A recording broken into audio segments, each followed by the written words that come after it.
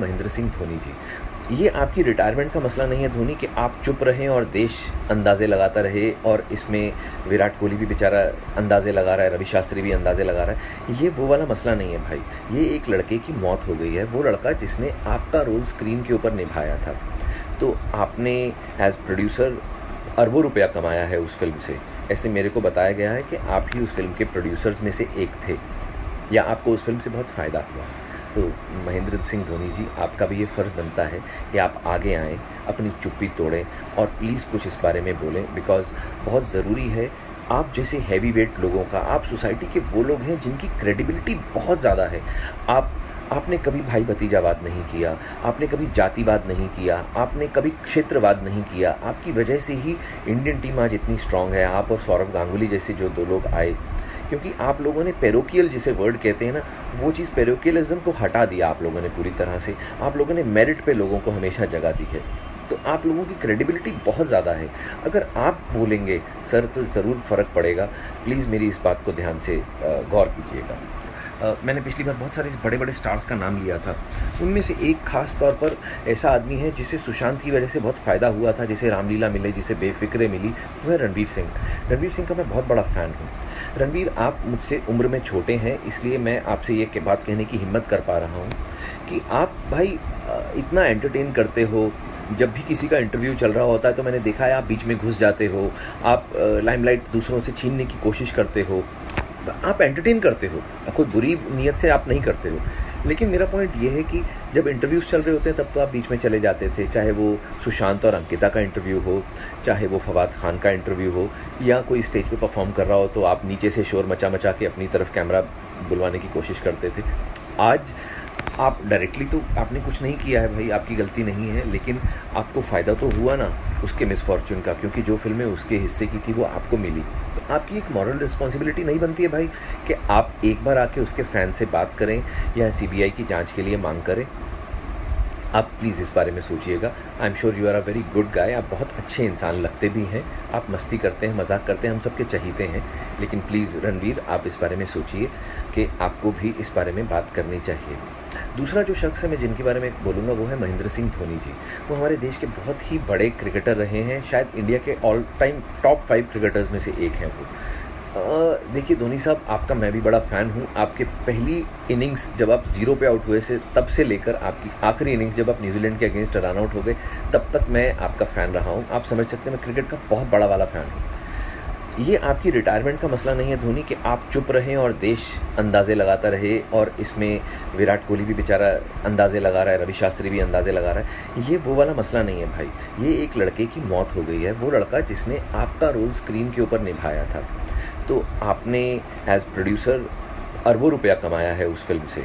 ऐसे मेरे को बताया गया है कि आप ही उस फिल्म के प्रोड्यूसर्स में से एक थे, या आपको उस फिल्म से बहुत फ़ायदा हुआ।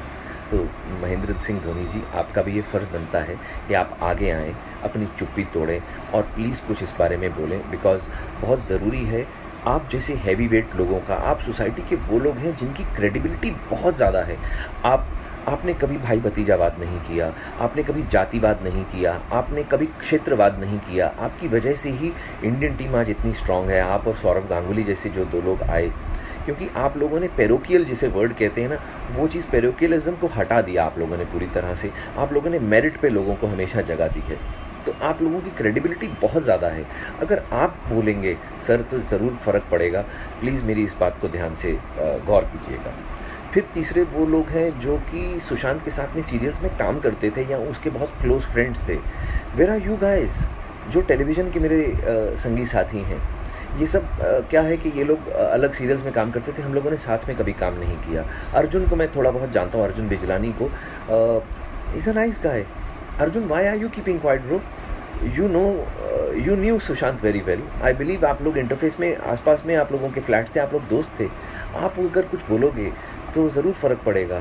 फिर उसके बाद ऋत्विक धनजानी और जो पवित्र रिश्ता की बाकी कास्ट है, वो लोग क्यों नहीं बात कर रही है? जिन लड़कियों ने उसके साथ में काम किया, कृति सनोन, परिणीति चोपड़ा एंड इवन अंकिता लोखंडे, और जो भी बाकी लोग हैं, मैं ज़्यादा उसके काम ऐसे नहीं देखा, तो बट जिन जिन लोगों ने उसके साथ में काम किया है, why aren't they coming forward? Why aren't they demanding a CBI inquiry? क्योंकि मेरे अकेले के बोलने से सर क्या होगा?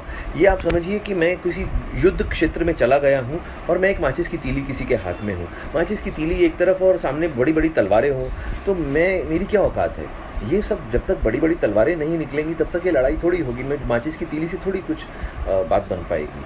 तो प्लीज़ आप लोग सब थोड़ा-सा इनिशिएटिव लीजिए ना भाई। आप लोग भी बोलिए। मैं जिन लोगों से देखिए, मेरा मन तो है कि जो सबसे बड़े सुपरस्टार्स हैं वो आकर बोलें।